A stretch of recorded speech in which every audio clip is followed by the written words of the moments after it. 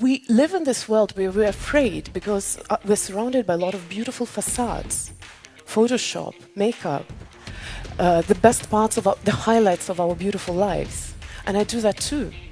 Does it make me less authentic?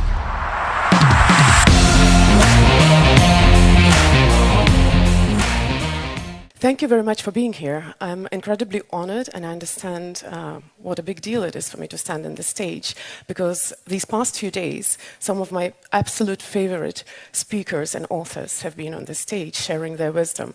So thank you for being here, for choosing my presentation, and thank you, Annie, for the amazing introduction. I love the personal touch, and I know that every time people hear that I'm speaking about authenticity, I start feeling the pressure. I have to be real. I have to be real me. So, and that's what I want to start with. I actually want to tell you that I have a very hard relationship with buzzwords. I believe that we live in the world of microdosing in information, microdosing in communications, in connections, and it's a bit of a trouble. So what I'm inviting you to do throughout my speech, because my speech is loaded with buzzwords: authenticity, vulnerability, shame, pain, emotions. I invite you to try to hear me beyond the words. The problem with buzzwords is that we usually have a huge meaning attached to them. We hear a word and immediately we have an opinion. Immediately we know what it is. But in my speech, it is incredibly important that we actually understand the core, the essence of the thing. And before I talk about authenticity, I want to just give you an example. When I was talking at A-Fest, I realized that I have to share a story. Stories, we have the same relationship with stories as well. We tell the stories, we look for the stories. But the truth is that the story is an illustration to the message you're trying to make or give. So I was giving a message and I realized that I have to share a story I'm not ready to share from stage, because every time I was kind of rehearsing it in my head that I'm going to tell that story, I would end up crying. And despite me talking about authenticity, I do not like crying in public. So I was really struggling with myself. And I would say that this is the moment of vulnerability. I'm going on stage and sharing the story, being afraid. But what does this word really mean? Nowadays, we often call strong emotions, strong painful emotions, vulnerability. But if you look deeper into the meaning of this word, if you look into the dictionary, what it really means is doing something without knowing what the reaction will be. So for me, the true moment of vulnerability is making a joke from stage, because I love to joke and I'm pretty bad at that. So every time I make a joke, I'm not sure if people are going to laugh. So I'm being vulnerable.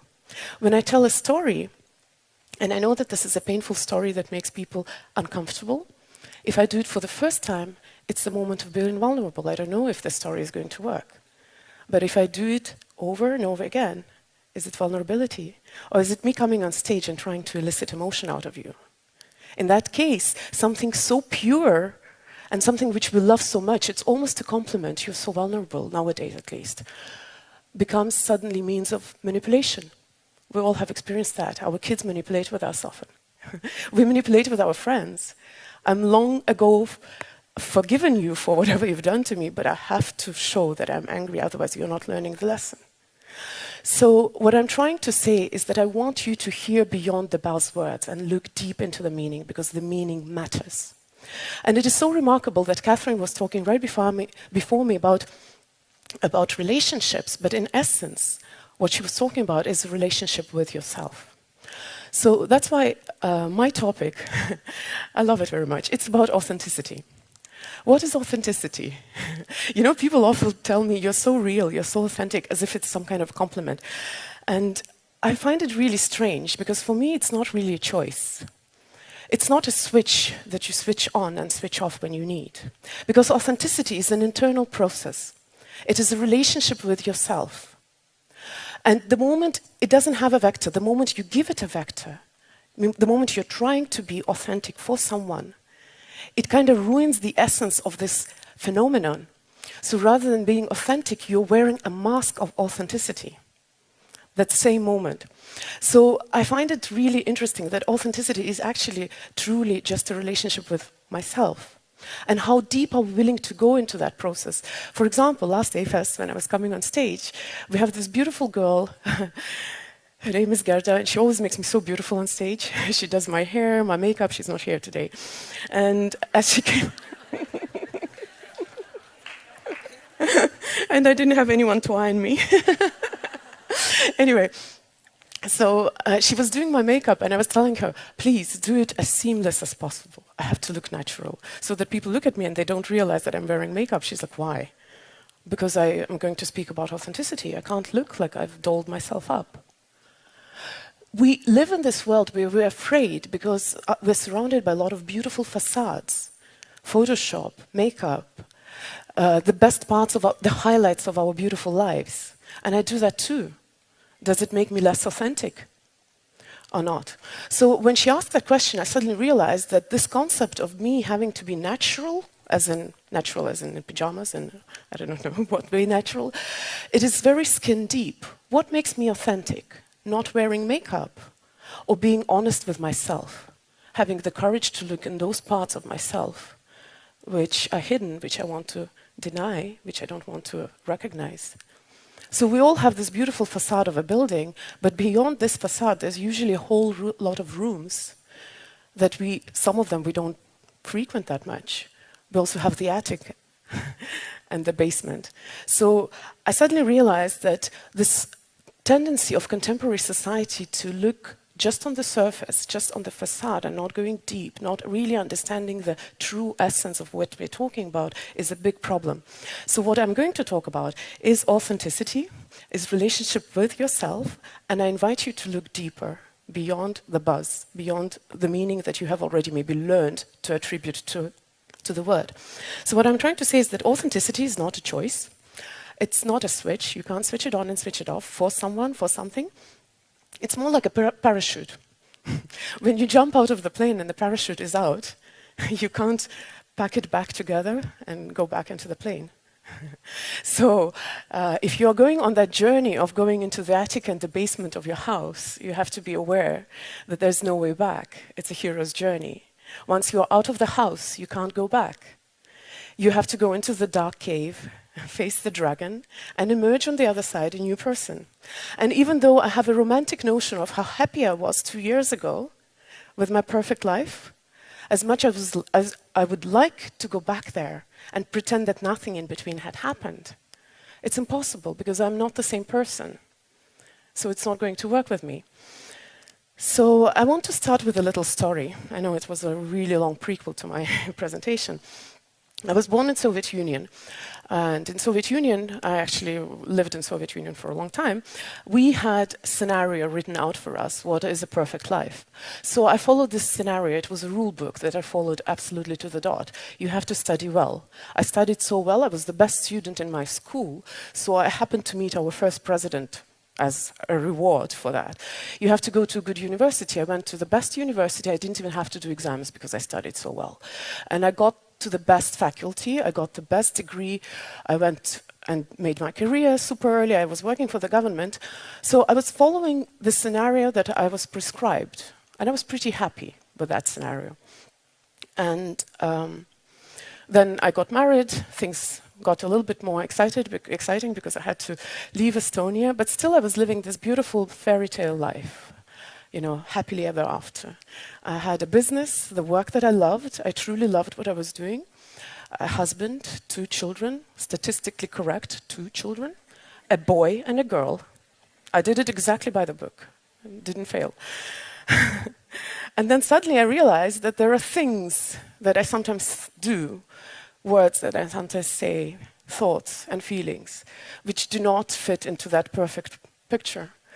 I would go for a business trip and be gone for a week and forget to call my children and not feel guilty about that. And then I'd tell myself, oh no, I'm not supposed to feel like that. No, I'm a bad mom. I would be introduced to people as Vishen's wife. And rather than feeling pride for being a wife of a successful person, what I felt was, come on guys, this is not everything that defines me. There's so much more about me. Why don't you see that?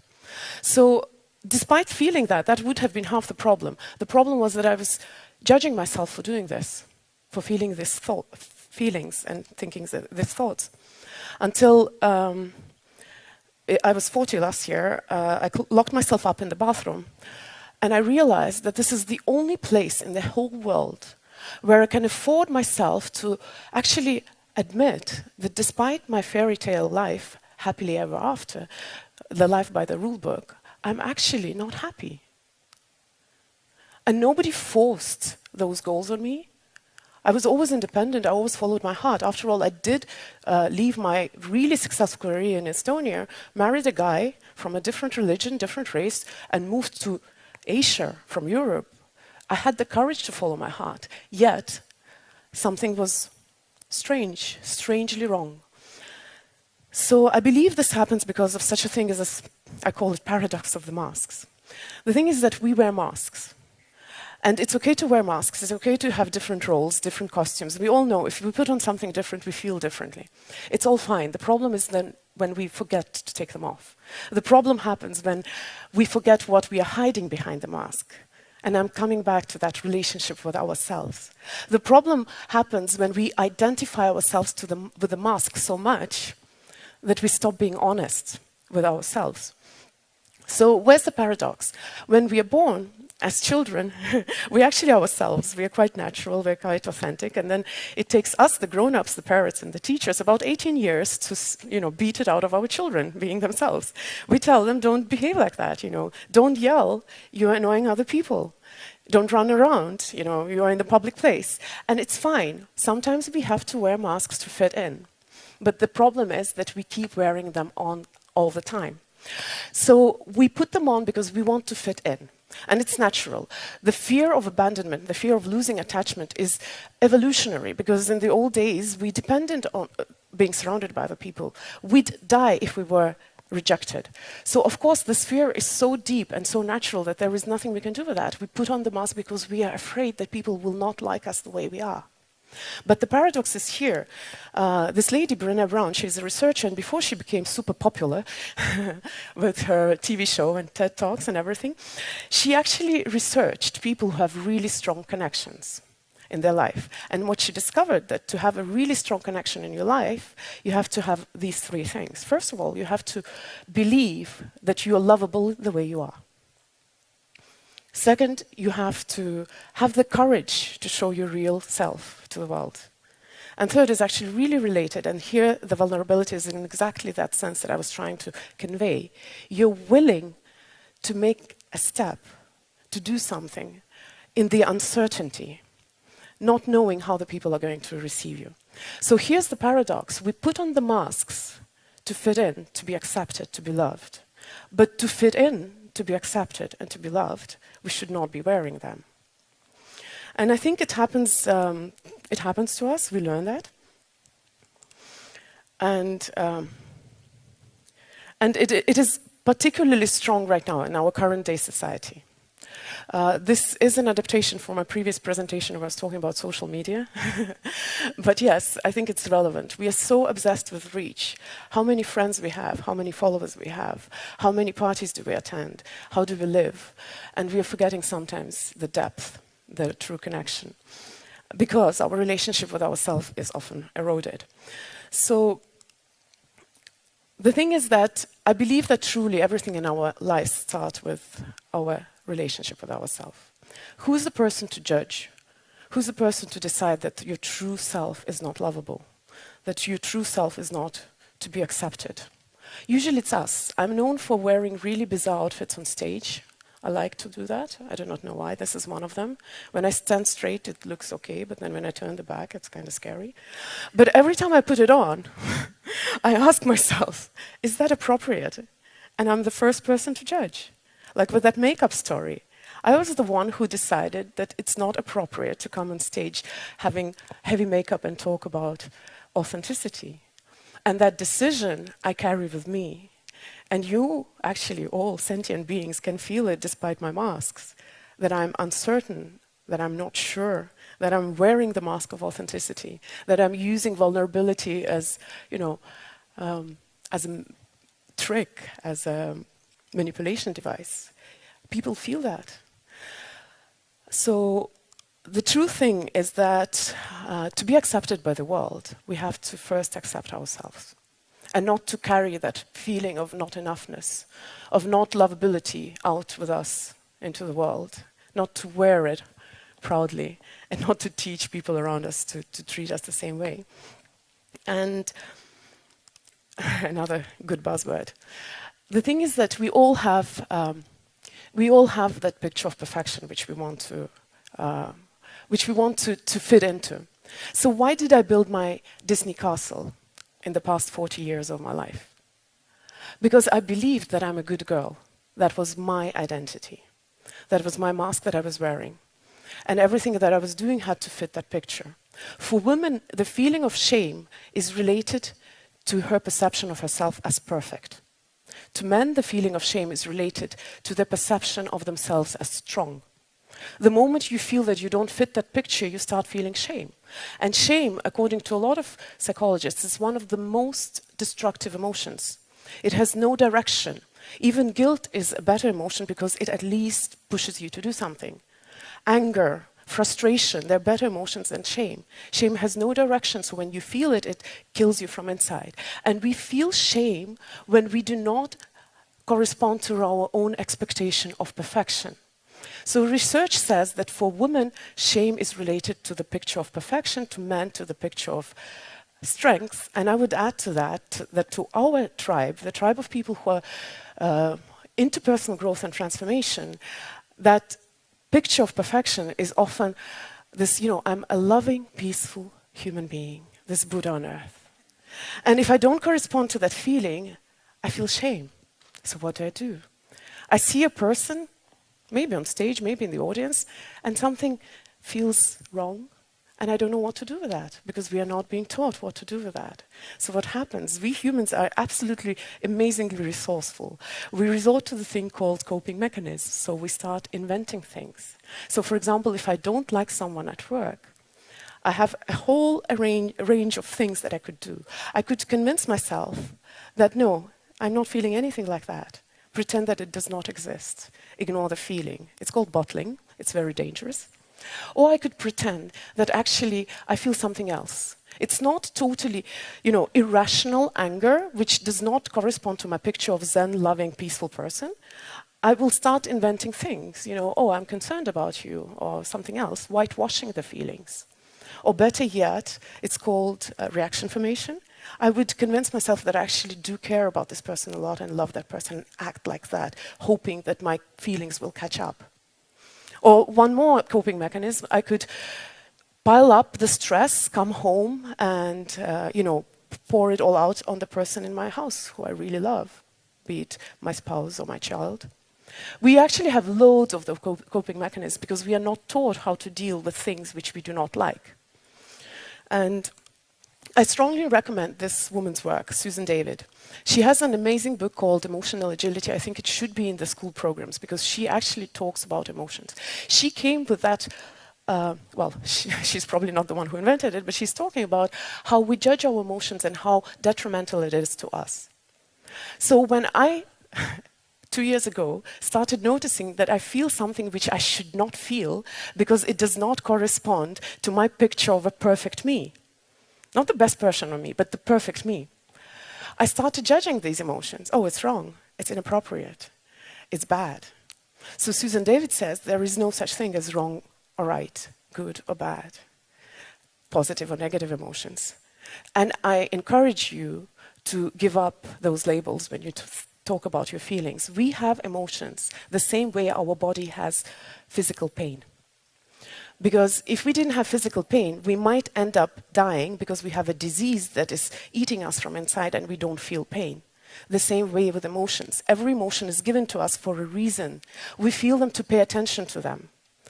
But they also change and move all the time. So when I started digging into those emotions which I thought were wrong, I started discovering a lot of interesting things about myself. That's what I'm talking about when I'm saying that you have to go to the attic with a torchlight and look at those places you've pretended they do not exist. So for me, it started with first a fairly easy change. I've been doing business for 15 years. I love my business. I love marketing. I love strategies and growing my business. But at some point last year, I just got so fed up. So I slammed the door and left, and I said, I'm taking a sabbatical. And then I discovered that I actually like to do something much more than running a business. It's speaking and writing and actually being here on stage. So I came up on stage about a year ago when I decided to give up something which I thought I love, to find out that something which is actually more in tune with my true self is much more satisfying. But of course, it didn't end up there. As an author, as a freshly made author, I started recording my program about living life by your own rules, about actually understanding who you truly are, not just understanding, but actually accepting yourself the way you are, and being grateful for everything that you are. And I suddenly realized that there's area in my life that I'm really scared to tackle, but I will have to. Because as I said, it's a hero's journey. Once you're out of the plane, you can't pack up the parachute and go back. And yes, it did bring me to the point where I suddenly started confessing to myself that maybe a lifelong relationship is not my journey. Maybe I'm not meant for that. And it's fine. It's really hard for a woman to decide, for a young woman to decide that she doesn't want to get married, or that she doesn't want to have children, or she wants to have children, doesn't want to get married, whatever. It's hard for a young man to decide that he wants to be an artist and not earn money, or not to show up strong. Because we have those pictures of perfection that we want to fit, and if we don't, we feel shame, and shame is the most destructive emotion. So we resort to everything not to feel it. And it's not our fault, because when we are born, our parents are trying to make us happy. I'm a parent, I know how it works. Our idea of happiness is that my child is not going to experience pain. And we do everything that our children don't experience pain. And then when they grow up, they learn that happiness is absence of pain. Isn't that a ridiculous idea? So, yes, I disassembled my life. Decided that, you know, things have to change. And I actually understood that authenticity is not really a choice. It's a necessity. That's the only way to live a life which feels good to you. I went into this journey not trying to fix anything. My life was perfect. There was nothing to fix. I just tried to become honest with myself and to have the courage to admit the things that I didn't dare to admit. So I invite you, as a homework after this speech, every time you feel something where you automatically decide this is inappropriate, this is wrong, I shouldn't be feeling like that, go deeper there. Because the things you will discover about yourself are going to be magical. They're going to make your life so much better. But it is a scary journey initially. And the scariest part about it is telling the world what is their new you. You know, like Catherine said, she had a PR problem on her hands. She knew what she wanted, but did she dare to tell the world? And that was my hardest part. So it was a very scary decision to separate from Vision. Sane woman in their 40s with 2 children, a good business, and a very good husband don't decide that they want to become single at 41.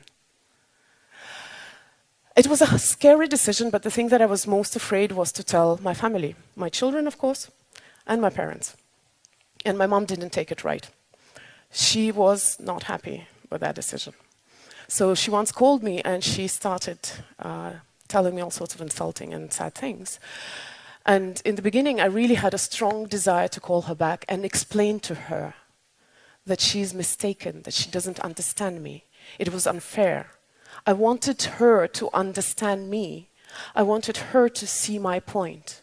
Until I suddenly stopped myself and I said, it's not about me. What my mom is experiencing is her journey. It's her experience. It has nothing to do with me. What I've decided about my life has triggered something which is hers. So how do you know that you're actually true and honest with yourself?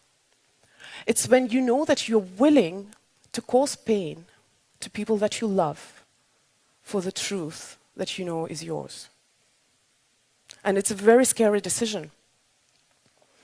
it's probably the scariest decision. Are you willing to be so true to yourself, to your values, to what you know about yourself, that you are okay, that the person that you love is going to be hurt? And that's why I think there is another disease in our society, the demonization of pain. The same way I'm trying to make such an environment for my children that they don't feel pain, the same way I'm trying to create the same environment for the people that I love. So what do I choose? To compromise my truth? To not stay true to what I want? To create the Disney castle according to somebody else's ideas of what is good for me? So I didn't call my mom, I didn't talk to her, because I knew that when I will call her, it will not be about her and her journey. It will be about me. And that wasn't what was necessary. And because I loved her, I knew that she had to go through her journey. We get the lessons over and over again if we don't learn them. So about a week later, my mom called me back, and she said, you know what? I was very upset with you when you decided to separate from Mission. And then I started thinking about it, and I realized that for 25 years, I've been compromising my own happiness not to hurt you guys. The same way when I locked myself up in the bathroom at the age of 40, and I realized that a perfect me cannot afford that her family sees her messed up. The same way my mom was doing, and I didn't know that. I didn't know that she was experiencing that. So she said, you know what, maybe I don't understand your decision, but what I understand is that you have the courage to stand for what is true to you. And because I didn't have that courage, I'm going to support your decision, whether I understand it or not. And I will never let anyone tell me that you're doing wrong. So are you willing to be so honest with yourself that when you uncover something which might disassemble your whole life, you will still stand strong for this value, because it's important for you? And I have a friend whom I really love. Unfortunately, he only teaches in Russian. I met him last year. I was so lucky to meet him last year because his teachings have actually helped me a lot. So first of all, the relationship with ourselves, authenticity, is our internal process. It has nothing to do with the outside world. Yet, we are connected to the outside world, so we have to learn to communicate with the outside world. I'm not going to go deep into his teachings, but the ideas of the open dialogue that I have learned from him have taught me a lot. There are a lot of very, very deep philosophical concepts. For example, the idea that we have to express ourselves honestly and sincerely, of course, when we are asked to. But also the idea that everybody has their own journey and they have the right to feel the way they do. Sometimes when we say something and our dear person tells us, oh my God, you make me feel like this. No, this is your feeling. That's your reaction. This is yours. And you have the right for that. And I'm not going to try to change it for you, because this is your journey. It's a very deep philosophical concept, but it helps me so much in my life right now. And the idea that when we are in a relationship, we have to remember what is the goal. So when my mom called me and was saying all these unpleasant feelings for me, as much as I wanted to defend myself, as much as I wanted her to understand my point of view, what I was trying to remind myself, that our common goal is this connection that we have. It's not proving someone right, someone wrong. It's just keeping this trust, love, and connection. And sometimes we just have to step back, understand that what the loved one is going through is their journey. And our role is not to convince them that they're wrong, not to improve them, cure them, fix them. Our job is to let them go through this journey, allow them this, not get triggered by that, and still be there for them. So this guy really helped me a lot, and this guy as well, but that was a much longer story. Why I'm telling you all of these scary things is because ultimately, being yourself is the only thing which makes you happy. Because first of all, you never have to prepare for anything.